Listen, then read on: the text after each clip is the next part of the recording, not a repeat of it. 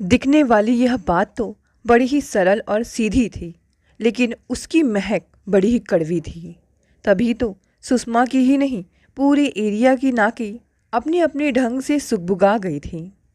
अपने नौकरी में नई नई अफसर की प्रमोशन पाए विजय ने कहा था, सब पैसे का मामला है भाई। फिर अपनी 3 बेटियों की माँ इंटर पास पत्नी अनीता को सुनाते हुए बोले थे, अजी लड़का कोई कम नहीं है लड़की से। लड़की कॉलेज में पढ़ाती है तो क्या हुआ, लड़के का लाखों का बिजनेस है। लड़की का रंग रूप गुण देखकर ही उनके घर जाकर रिश्ता मांगा था, पर ये माँ बेटी तो बेगरत निकली। ऐसा अच्छा रिश्ता मैं भी देखूंगा, अब कौन सा ऑफिसर मिलता है इनको। अरे फालतू बातें बनाती है कि लड़की ने मना कर दिया। मना तो उसकी माँ रेखा ने किया है। विधवा औरत की सोने की मुर्गी, ऐसे कैसे हाथ से जाने दे। कड़वाहट सी उनका मुंह अजीब सा हो आया था और भी जाने क्या क्या बड़बड़ाते रहे। विजय ने जब विवाह किया था तो इसी कम पढ़ी लिखी सुघड़ स्त्री पर दिलो जान से फिदा थे। उस समय खुद क्लर्क थे। साल भर के भीतर ही जब विभागीय परीक्षा पास कर तरक्की पा गए तो यही बीवी आंखों में खटकने लगी थी।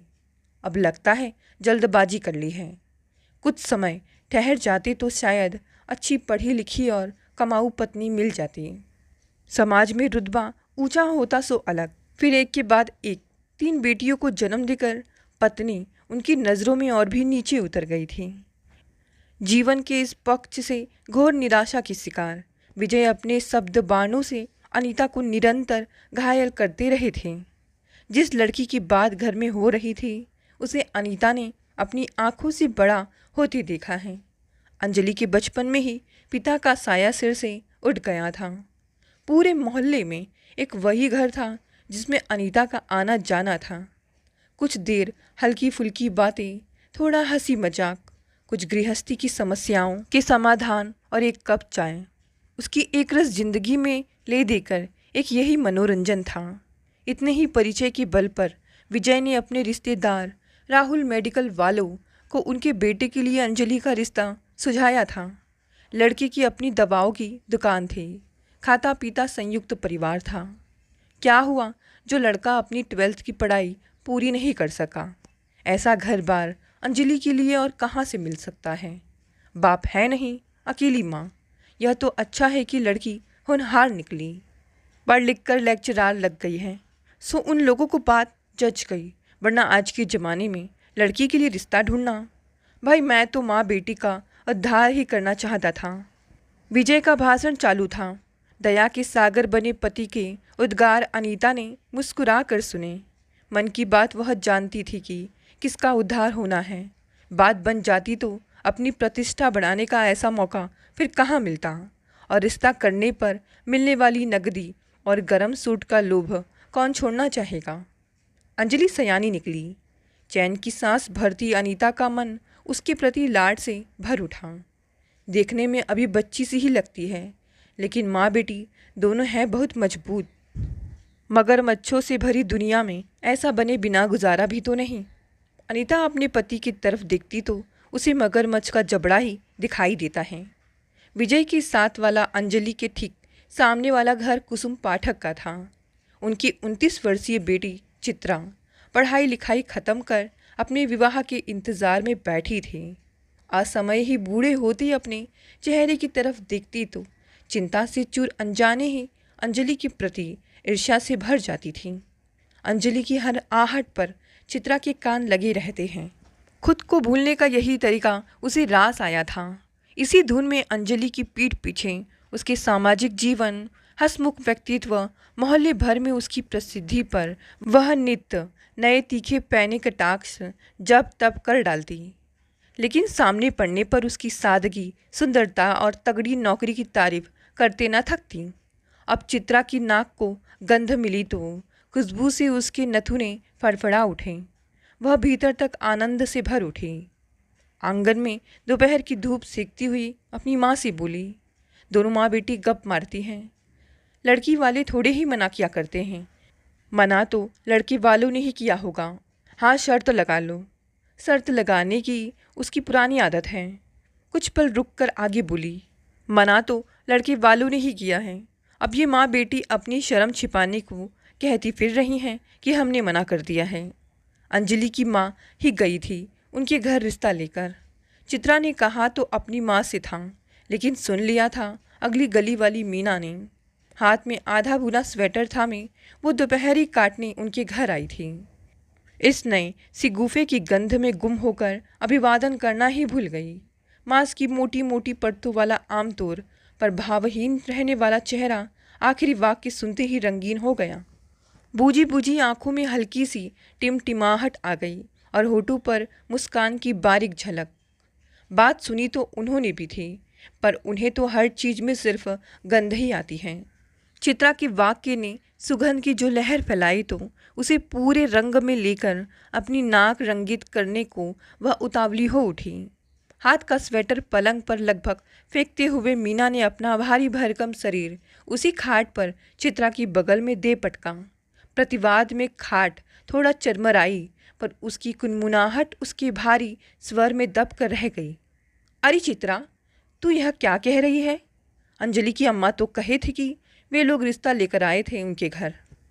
तुमने कैसे जाना कि ये गई थी उनके घर?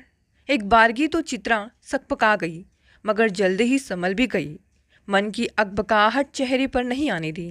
समझ गई कि अब कई और झूठ करने होंगे। ठान लिया कि शुरू हो चुके इस सिलसिले को थमने नहीं देगी। सोचा उसको कौन किसी को लिख कर देना है, किसी के सामने पढ़ने की बात उठेगी ही नहीं। उठ भी गई तो साफ मना कर देगी। सच तो ये है कि लगा मीना जैसा ध्वनि विस्तारक यंत्र कहाँ मिलने वाला है। चित्रा जानती थी कि मीना अपने हिसाब से किस्से की सिलाई कटाई करके ही आगे बढ़ाएगी। अपने आप को सुरक्षित पाकर उसने मन बना लिया और आगे बताने लगी। हाँ जी मौसी, वो मेरी सहेली है ना अन्नू, उसके घर की साथ वाला घर ही तो लड़के वालों का था। उसने खुद देखा था अंजलि की अम्मा को उनके घर जाते हुए। पूरी कथा में एक अकेला सच अन्नू के घर की भौगोलिक स्थिति ही थी। शेष चित्रा की सक्रिय मस्तिष्क पर भरपूर उड़ान रंग जमने लगा था। मीना की आंखों के दिए कुछ और तेजी से टिमटिमाने लगे थे। मुस्कानें फैलने लगी थी। चित्रा की माँ की आंखें विस्मय से विस्फारित होने लगी। अपनी बेटी की जानकारी पर उन्हें गर्व हो आया। यह तिकड़ी अंजलि के इस साधारण से किस्से की बखिया उधेड़ने में तन्मयता से जुट गई। अंजलि के घर की साथ वाले घर की मालकिन सुषमा आरंभ से अंत तक इस पूरे कांड की चश्मदीद गवाह थी। दबंग सुषमा एमए तक पढ़ी हैं। आसपास के परिवेश की वे अधिकतम जानकारी रखती हैं, मगर इस ताज़ा किस्से में सुषमा को कुछ आनंद नहीं आया। उनके पास फुर्सत ही फुर्सत है। बेटा हॉस्टल में रहकर इंजीनियरिंग कर रहा है, बेटी भी मास्टर्स करने के लिए मामा के घर दिल्ली चली गई है। अंजलि वाले उस मामले में उन्हें कुछ सुगंध तो आई मन बहकाव के लिए, लेकिन स्वाद फीका लगा। पिछले वर्ष सुषमा को पेट में अल्सर हो गया था। लगभग 6 महीने तक सिर्फ उबली दाल चावल और दलिया दूध पर कटे थे, यानी सभी कुछ स्वादहीन। सदा से ही चटनी अचार की शौकीन सुषमा ने दिन कैसे काटे वे ही जानती थी। मुंह सूख गया था। बात बात पर ठहाके लगाने वाली सुषमा किसी के बोलने पर भी झल्लाने लगी थी। घर में दूसरों को साधारण खाना भी खाते दिखती तो तन जाती। खैर, किसी तरह दिन बीते। अंजलि के रिश्ते की इस तरह फीकी कथा को वे यूं ही कहाँ निकलने वाली थी। नमक मिर्च मसाला सभी कुछ तो छिड़क दिया अपनी ओर से, कोई कमी नहीं छोड़ी। सुषमा की समझ का पैमाना बहुत विस्तृत है।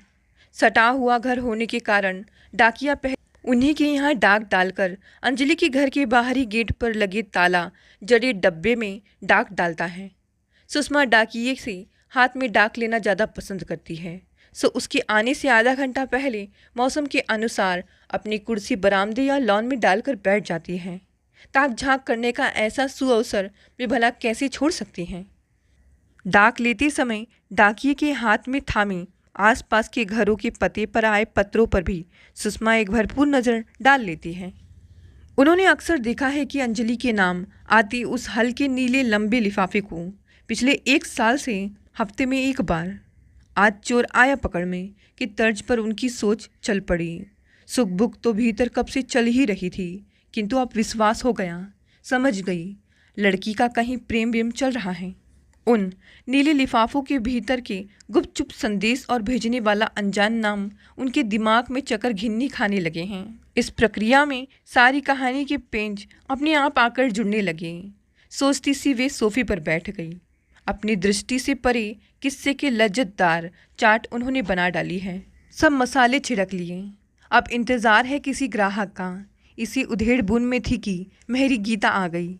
उसे देखते ही सुषमा आम तौर पर कुड़ने की अभ्यस्त थी, पर आज उनकी बाँछें खिल गई। उन दोनों के बीच प्रेम और घृणा का बेहद मजबूत रिश्ता है। ना उनका गीता के बिना गुजारा है, ना गीता का उनके बिना। रोज़ दोनों औरतें बेलोस एक दूसरे पर चिल्ला लेती। इधर उधर की सारी भड़ास निकाल कर गीता झाड़ू पोछे में लग जाती और सुषमा अपने मनोरंजन में। गीता को देखते ही सुषमा उल्लास से हुलस पड़ी। उसे लगभग गले से लगा लिया। अरे आरी, कुछ सुना तूने? अरे वही अंजलि के बारे में। सुना तो है, लेकिन आज मेम साहब को ज़रूरत पड़ी है जानकर उसने अपना आसन कुछ ऊंचा कर लिया। क्या मेम साहब, क्या हुआ अंजलि जी को? अपनी तरंग में सुषमा नहीं समझ पाई कैसी दक्षता से नितान अनपढ़ औरत उन्हें बना ले गई है। उनका तो मन उत्सुक था अपनी चाट परोसने को। अरे अंजलि के रिश्ते की बात चली थी ना, राहुल मेडिकल वालों के लड़के के साथ।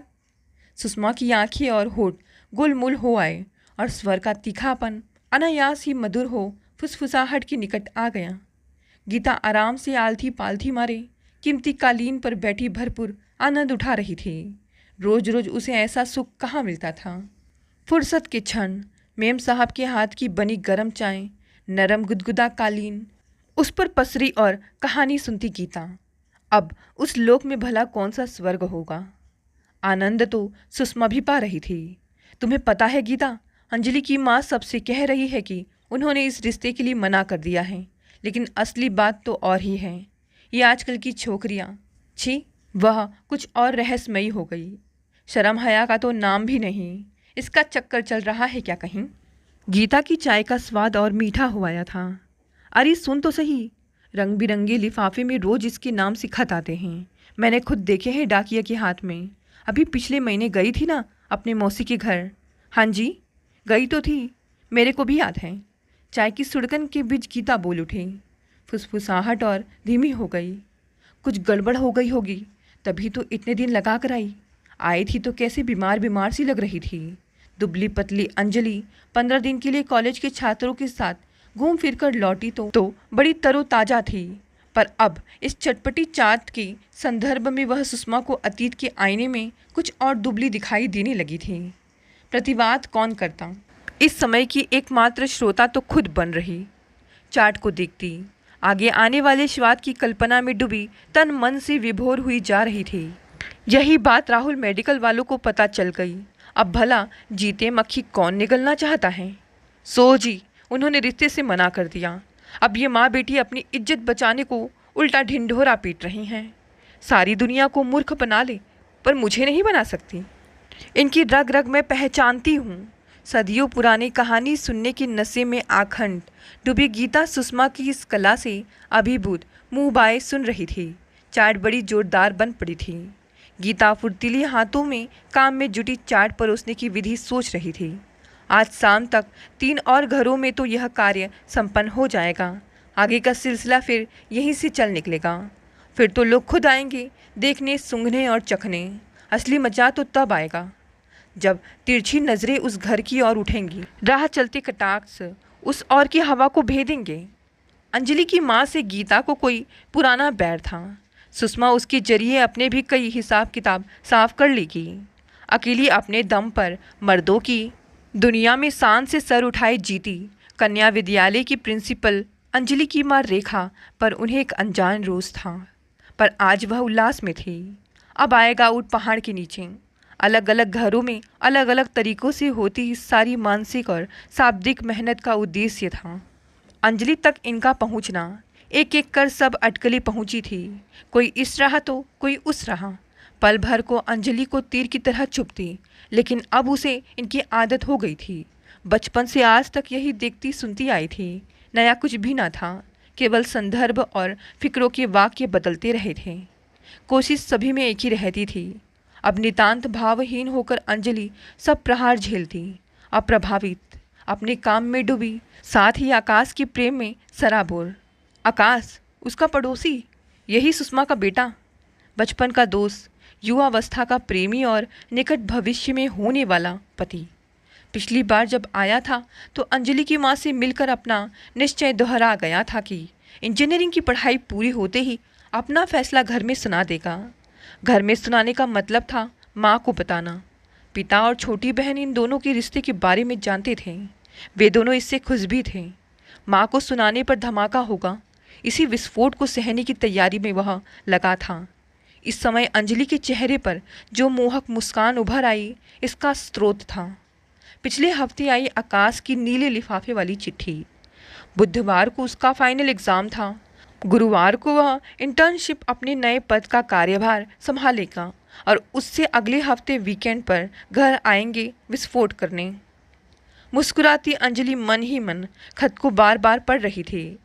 इस राहुल मेडिकल वाले मामले को लेकर अंजलि के मन में गहरी पीड़ा थी, किंतु चाट पर चटनी की कमी उसने भी महसूस की। चाट उस तक पहुंचाने वाले के हाथों यह संदेश भेजने का उसका मन भी हुआ कि सुषमा से ही जाकर पूछे उस इंसान के बारे में। वही बताए कि अंजलि का वह रहस्यमय प्रेमी कौन है जिसे लेकर उन्होंने यह किस्सा बयान किया है। पर वह चुप रही। सत्य का अंश काफ़ी बड़ा जो था, वह खुद ही नकारना नहीं चाहती थी, केवल सही समय के इंतज़ार में थी। अंजलि की कीमत पर सभी ने भरपूर आनंद उठाया, लेकिन अब अंजलि की बारी थी। समय का चक्र उल्टा घूमना शुरू हो गया था। अब अंजलि निश्चिंत थी। वह जानती थी अगला हफ्ता तूफान लेकर आएगा। अगला सप्ताह आया, वीकेंड आया और आकाश भी आ गया। अंजलि की भावी सास सुषमा के हाथों बनी अंजलि की उस सादे से प्रसंग की चटपटी चाट पर खुद उन्हीं के बेटे यानी अंजलि के प्रेमी आकाश ने चटनी परोसी। सुनते ही सुषमा स्तब्ध रह गई। उनकी वाचाल जिह्वा मानो लकवाग्रस्त हो गई। कुछ पल इसी दुविधा में बीते, फिर जो भयंकर विस्फोट हुआ तो सारे घर में भूकंप बरपाते सुषमा ने आकाश से कहा, वो जमाने भर की बदनाम लड़की, उससे शादी करेगा तू? तेरा दिमाग खराब हो गया है क्या? वे चिल्लाती रही और वह चुपचाप सुनता रहा। जानता था यह झंझावत यूं ही शांत रहकर गुजरने देना होगा। यह आते ही वह सब जान चुका था। धीरे धीरे बोलती, अपने अपमान की कथा सुनाती अंजलि की पलकों से जो आंसू ढले थे, उन्हें उसने ही पूछा था। अपने कंधे पर जबरन उसका सर रखकर उसे खुलकर रो लेने दिया था। महीनों से अंजलि के अंदर जो लावा इकट्ठा हुआ था वह बह निकला तो धीरे धीरे से उसके चेहरे को अपने हाथों से ऊपर उठाकर उसकी आंखों में झांकते हुए बोला था, अब भी सोच लो, समय है। मुझसे शादी करने पर सांस तुम्हें ऐसे ही मिलेगी। क्या करूं? तुम्हें तो पति चुनने का अधिकार है, लेकिन मुझे माँ चुनने का अधिकार नहीं है। और हंस पड़ा था। उदास अंजलि के होठों पर जो मुस्कुराहट उसे हंसते देख फूटी तो आगे बोला, पर अंजलि माँ जैसी भी हैं, मन की अच्छी हैं, केवल अपनी आदत से मजबूर हैं। सच बात तो ये है कि कभी उनकी इस आदत के रहते कोई झटका भी तो नहीं लगा जो उन्हें सोचने पर मजबूर करे। अब उन्हें अपनी गलती का एहसास होगा तो तुम पर भी उनका प्रेम ही बरसेगा। वे सभी से अपने ढंग से प्रेम ही करती हैं। अंजलि भी अब तक उदासी से उबर चुकी थी। लगभग 6 माह बाद आकाश से मुलाकात हुई थी। यही उल्लास मायूसियों को फूंक मारकर उड़ाने के लिए काफ़ी था। अब तो आकाश का साथ उम्र भर के लिए पाने वाली थी। मुस्कुराते हुए ही बोली, केवल सास का ही, सास के बेटे का प्यार कहाँ बरसेगा? बदमाश, बनावटी गुस्से से दांत पीसता जब तक वह उसे पकड़ता। खिलखिलाती अंजलि रसोई में चाय बनाती अपनी माँ के पास जा खड़ी हुई। इस समय आकाश माँ के एक तरफा आरोपों को सर झुकाकर सुन रहा था तो याद आया अंजलि की माँ का शांत स्वर। चाय पीते पीते उसे घर के बने समोसे लेने का आग्रह करती। सारे प्रकरण पर उन्होंने सिर्फ कुछ वाक्यों की टिप्पणी ही की थी। बेटा, जो कुछ भी हुआ अच्छा नहीं हुआ। अंजलि को तो आज मैंने जाने कितने दिनों के बाद हंसते देखा है। वह चाहती हूँ कि अब और संताप इसे ना भुगतना पड़े। मेरी बेटी सम्मान के साथ तुम्हारी पत्नी बने। आकाश ना चाहते हुए भी अपराध बोध से भर आया था। विचार आया, पहले ही विधिपूर्वक अंजलि के साथ सगाई हो जाती तो यह बवंडर ना खड़ा होता, लेकिन अब तो सब हो चुका था। कैसे उसने 2 माह तो लोगों के व्यंग बाण झेले होंगे, कैसे कॉलेज में सहकर्मियों की कानाफूसी को अपनी पीठ पर चुभते अनुभव किया होगा, कैसे अपने विद्यार्थियों की तीखी भेदती नज़रों के वार झेले होंगे। यही सोचकर उसे झुरझुरी हो आई। लगा जैसे वह अंजलि का अपराधी है।